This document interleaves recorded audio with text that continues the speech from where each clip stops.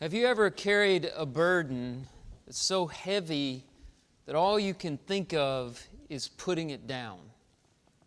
A burden that seems to grow heavier and heavier the longer you carry it. It's not that it's actually growing heavier, but you're growing weary under its weight. I think we all know what that feels like. We understand that, especially from a physical point of view. We've all carried burdens like that and felt the weight of them and felt the fatigue from carrying them. One of my favorite events that we're involved with every year is Walk for Water. It's a fundraiser in connection with Healing Hands International that we do every year to raise money to bring clean water to impoverished communities around the world. And it also raises awareness. One of the things we do at these events is we walk for 4 miles, or we're supposed to, because on average, many families have to walk 4 miles round trip just to get clean water. And they carry that water in jugs. And one of the things they do at these events is they put 5-gallon jugs along the walkway that weigh something like, they're filled with water, and they weigh something like 40 pounds. And they encourage you to pick it up and just carry it a little ways to gain empathy for the people who do this for survival. And I remember the first event, I was going to carry it 1 mile. I thought, I can carry this jug 1 mile. And about a quarter of a mile in, I was ready to put that thing down because it's very heavy, of course, carrying water like that. And we know the weight of burdens. Probably the burden we're happiest to carry is our children. We want to hold them, and we love it when they ask us to hold them. And we'll carry them longer than we'll carry any other burden, even when every muscle in our body is screaming and our shoulders are hurting and our backs are hurting. We want to keep carrying them. And one of the things that's hardest about them getting older is not being able to carry them around anymore. I used to carry Ava and Jackson at the same time up our stairs. Now I wouldn't dare carry one of them. We'd all get hurt.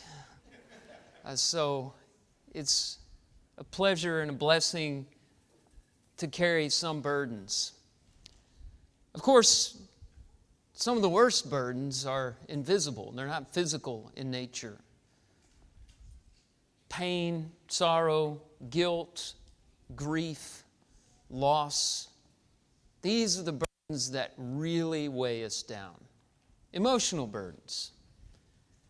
And even though they're not physical, there's no mass or density to them, you can see somebody who's carrying that burden. You can see it in their posture, their stooped shoulders, the pained look on their face.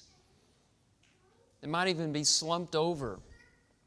They're struggling so much. And they don't have to tell us what the burden is, and we don't have to actually see them experiencing it without seeing that they're carrying this burden. And we say to them, "Are you okay?" Because we notice something's wrong in the way they carry themselves. And there are a lot of people in the world that are struggling in that way, carrying those burdens. We always think about how hard our burdens are compared with others, and maybe fantasize about exchanging them, letting somebody else carry our burdens around. Socrates had a saying that if all the misfortunes of humanity were gathered together in one big public stock and then distributed evenly, that those who thought they were the unhappiest before would prefer their old burden after trying the one of even distribution. Joseph Addison told a story in which Jupiter called for every mortal to bring his griefs and afflictions and pile them up in a heap. And so the whole human race brought their problems, their burdens together into this heap, and it piled up to the heavens. And then he said, "You may go and exchange your burden for someone else's." And a figure named Fancy stood beside the heap and gave recommendations about the new burdens people should choose. And they all exchanged their burdens for someone else's. And then the whole plain was filled with complaints and lamentations as people realized that their last state was worse than their first. And Jupiter had pity upon them and told them they could go reclaim old burdens, and a new figure appeared, taking the place of Fancy, named Patience. And when they went to reclaim their old burdens, they noticed that the pile seemed to be a third of the size that it was before. I think we all get what Addison's little parable or allegory means. We all think that our problems are worse than others by comparison, but if we could put ourselves in their shoes, we'd see that we prefer to carry our own weights, our own burdens are enough to bear, and we can manage it with the help of God. I want to discuss a burden this morning that's described in the book of Genesis. It's a burden belonging to Esau. In fact, the word that the Bible has for this burden is yoke. Not the yellow part of an egg, but the wooden instrument, that the crossbar that rests on an ox's shoulders, attaching it to a cart or a plow so that it can pull. It's a symbol of a burden that an animal has to bear. And Esau had a yoke. Esau, of course, was famously double-crossed by his plotting brother Jacob, who cheated him out of his blessing by disguising himself as his brother and duping his blind, aged father into giving him the blessing instead of Esau. Esau was the oldest of the twin brothers and the rightful heir of the blessing, which meant that he would attain leadership of the family. And this was not just any family, this was a really important family, the family of Abraham, the covenant family, and a special relationship with God. So this blessing from the Father was perhaps the most important one ever to be bestowed upon a young man, and Jacob cheated his brother Esau out of that blessing. And after Jacob did that, there's a pitiful scene in Genesis chapter 27 where Isaac has to break the news to Esau that he will not receive the blessing. Esau begs his father to change it, to reverse his pronouncement, and he says, it's irrevocable, I can't do that. In verse 34, Esau cries out, "Bless me, even me also, Father." But Isaac said, "Your brother came deceitfully, and he has taken away your blessing." And Esau remarks that he was rightfully named Jacob. The name Jacob in Hebrew literally means he lifts by the heel, and it was a reference to the way they were born. The circumstances were a little strange because they were twins, and Jacob came out clutching the heel of his brother Esau. But that figure of he takes by the heel became an idiomatic expression for cheating somebody or deceiving them or using cunning and manipulation to make your way through the world. And Jacob lived up to his name, cheater, deceiver. And Esau says, he's done it again, and this time he's done it to me. And so Esau is very upset, bereft of his birthright and his blessing. But Isaac is not completely out of prophecies. And there's a little hope near the end when he says to Esau, according to verse 39 of Genesis 27, "Behold, away from the fatness of the earth shall be your blessing, and away from the dew of heaven on high. By your sword you shall live, and you shall serve your brother. But when you grow restless, you shall break his yoke from your neck." The question I want to ask this morning is, how did Esau do that? How did he break the yoke from his neck? And I think it's a very useful question to ask because all of us carry burdens. We have yokes around our necks. The invisible kind, the kind that really weigh us down. And maybe we can learn how Esau broke that yoke and find liberation in our own lives as well. But first we have to visit some of the wrong turns he made, because Esau tried this on his own several times and failed to be released from the burden that his brother Jacob had put on his shoulders by wronging him. And the first wrong turn was that he tried to release himself by threatening to murder his brother. Look at verse 41. He hated Jacob because of the blessing with which his father had blessed him. And Esau said to himself, the days of mourning for my father are approaching. Then I will kill my brother Jacob. Basically, after my father dies, Jacob dies. I'm not going to put Isaac through this. I'm not going to let him see me murder my brother, but when he's gone, then I'm going to get my revenge. And I doubt, hopefully doubt, none of you have gotten so angry and upset over a wrong that you're ready to actually kill somebody. But we all understand the inclination to get revenge when somebody mistreats us or betrays us. We know that anger. We know what Esau's feeling here, and we can relate. And a lot of us turn to revenge as a solution to remove this yoke off of our shoulders. But it didn't work for Esau. In fact, he never really went through with it, because I think he knew deep down it just wouldn't work. And so he tried other things. Now, the next one is hinted at, and it was actually a solution given by their mother, Rebekah. But the next solution is a very common one for all of us who have been hurt in some way and are dealing with bitterness, and that is to let time heal the wounds. Rebekah suggested that Jacob should run, not only because of his brother's murderous threats, but also to give Esau some time to cool off. And she said, go up to Mesopotamia and live with my brother Laban and spend some time up there and give Esau some time to cool off. He'll get over this. Time heals all wounds. We hear people say that. But it's not true. Especially when the wound is bitterness, time sometimes just makes those wounds fester and hurt even more. You become angrier. You get worse. In fact, it can be true that 20 years later, the wounds are worse than they've ever been before. And so this didn't work either. So there was another option. Esau considered looking for his parents' approval.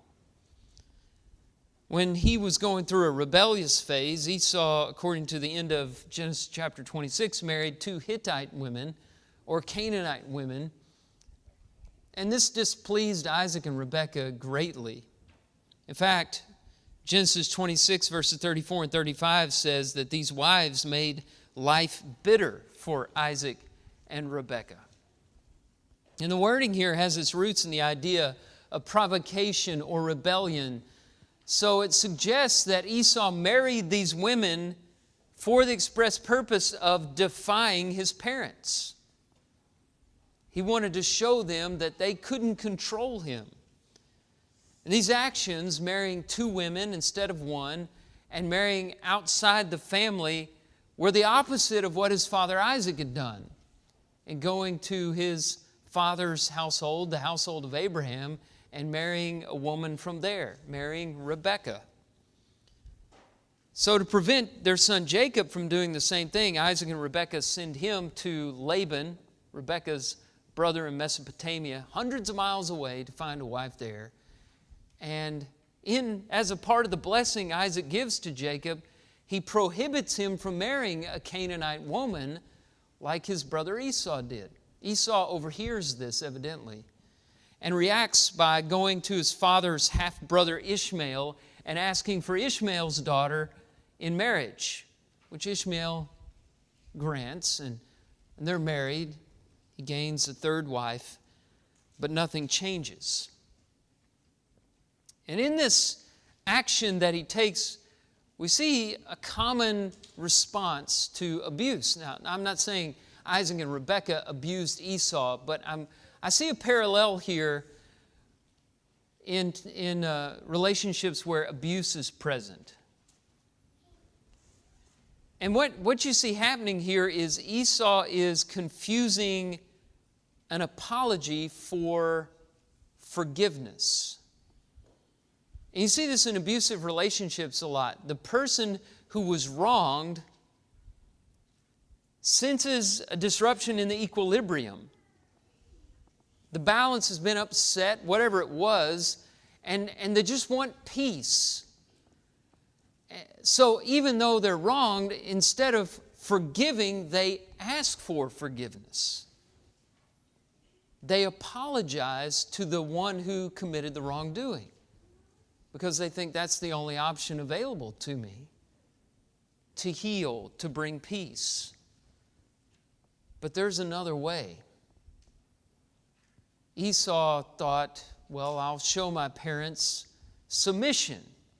I'll marry a woman from my own people, and I'll show them that I've changed, and I'll apologize in this way and maybe gain their approval, and everything will feel okay, and everything will be all right. But it didn't change. The yoke was still there. The wound still existed between himself and his brother. But there was another way, and Esau finally found it. So we fast forward 20 years. This whole time Jacob has been in Mesopotamia, the home of his uncle Laban. He's been working for Laban there.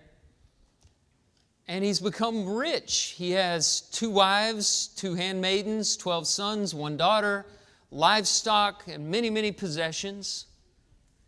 And it's time for him to return home. But in order to return home, he has to pass through Edom, which is the land that's now ruled by his very powerful brother Esau, whom he had wronged.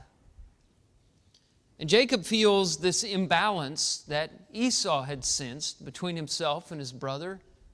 It's been haunting him really for 20 years. And it's interesting, he also seeks to restore the imbalance by seeking approval, not from his parents, but from Esau.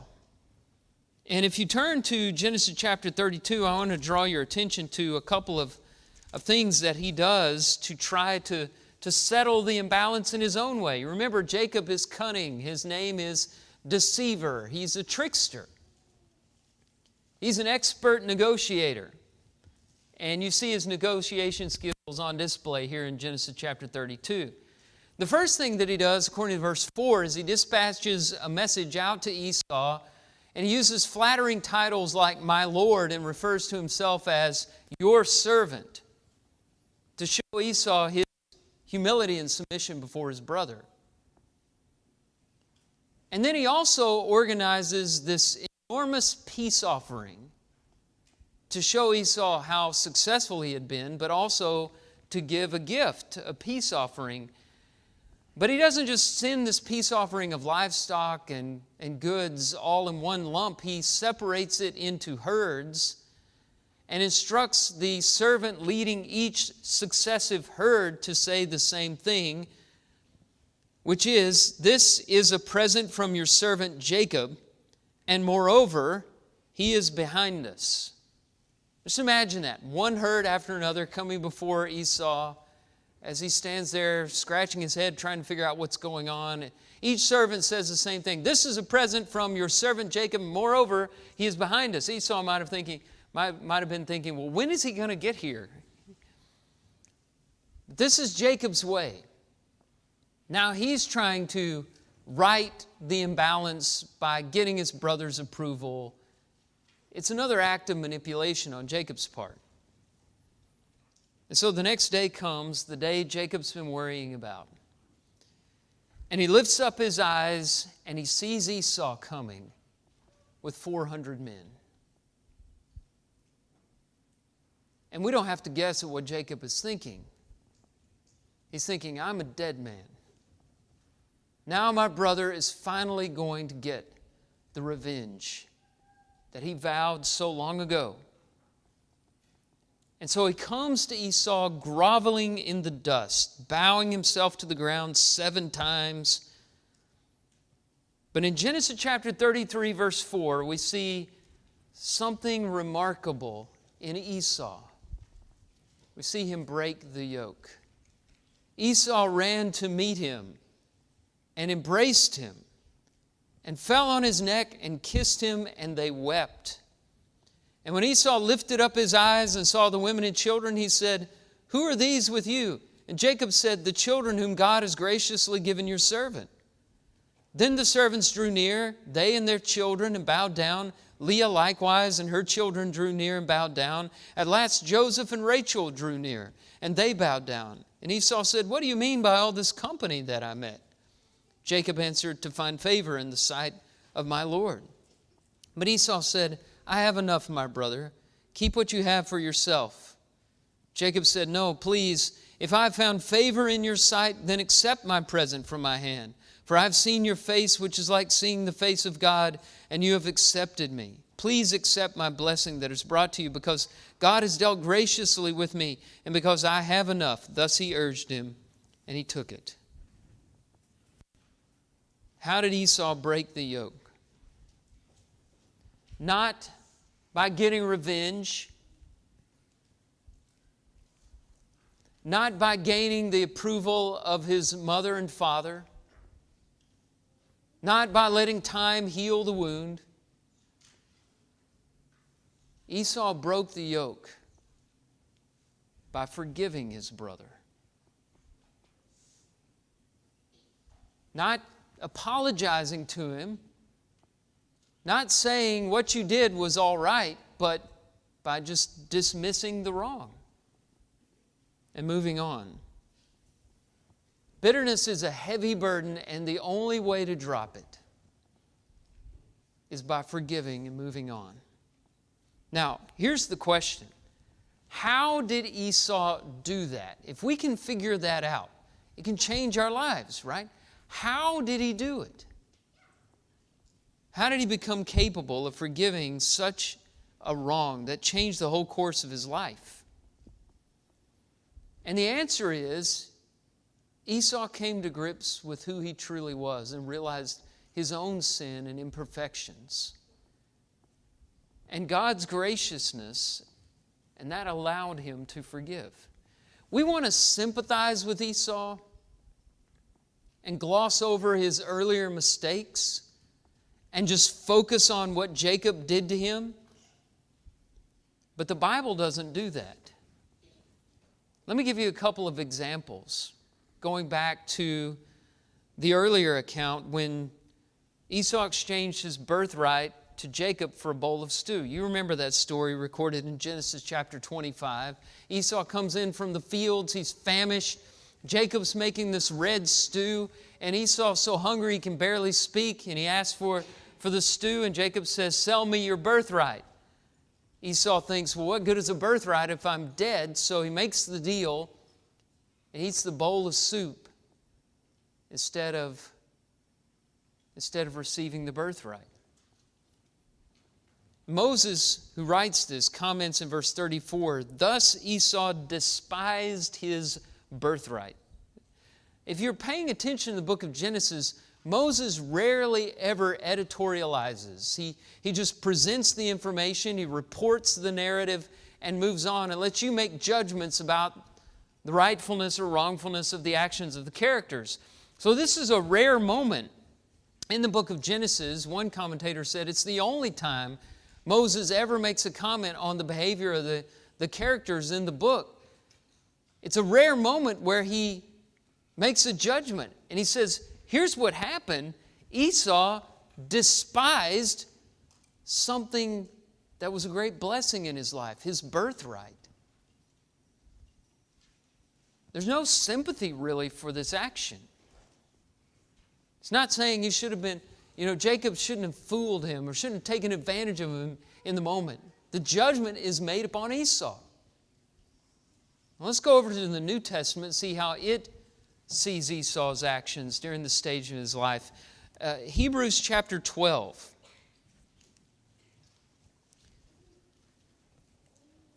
Hebrews 12, verse 15 is where we'll start reading. And you'll notice the writer is talking about the problem of bitterness. which took root in Esau's heart. And he says, see to it that no one fails to obtain the grace of God, that no root of bitterness springs up and causes trouble, and by it many become defiled. That no one is sexually immoral or unholy like Esau, who sold his birthright for a single meal. For you know that afterwards, when he desired to inherit the blessing, he was rejected, for he found no chance to repent, though he sought it with tears. This isn't, by the way, commentary on Esau's entire life.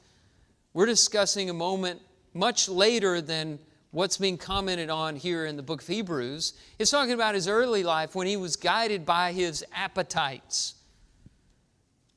And he didn't think long term. He didn't think about his future or spiritual things. He was a natural-minded man at this time. He just let his gut make his decisions for him. And the Bible is very harsh in its critique of him. He was sexually immoral. He sold his birthright. He was unholy. And it says, don't let that root spring up in you as it did in Esau. So you may have sympathy for Esau and want to make excuses for him, but the Bible doesn't do that. In essence, the Bible is saying, yes, Esau was wronged by Jacob, but at the same time, he deserved the yoke that was put upon him. Because like Jacob, Esau had made his share of mistakes. He was a sinful, unholy man. And Esau understood that eventually. Saw his life in the context of the mistakes that he made. And because of that, became capable of forgiving his brother. At some point in his life, he was able to do that. And if we want to drop the burden of bitterness from our shoulders, we're going to have to learn to do that as well.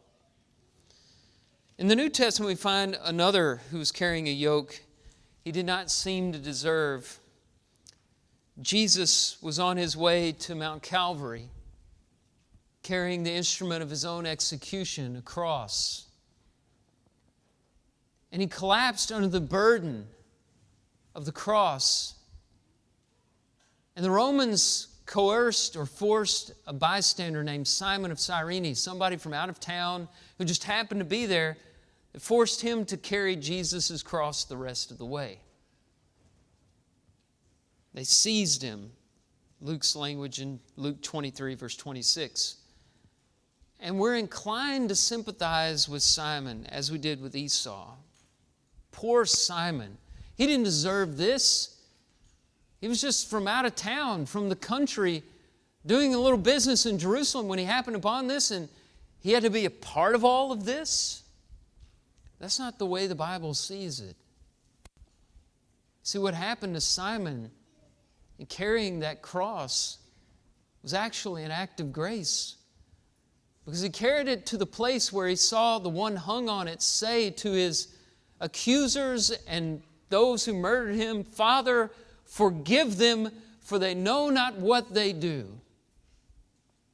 And Simon knew that the man that was hanging on the cross was worthier than he. And he deserved to carry that cross more than the man who died on it.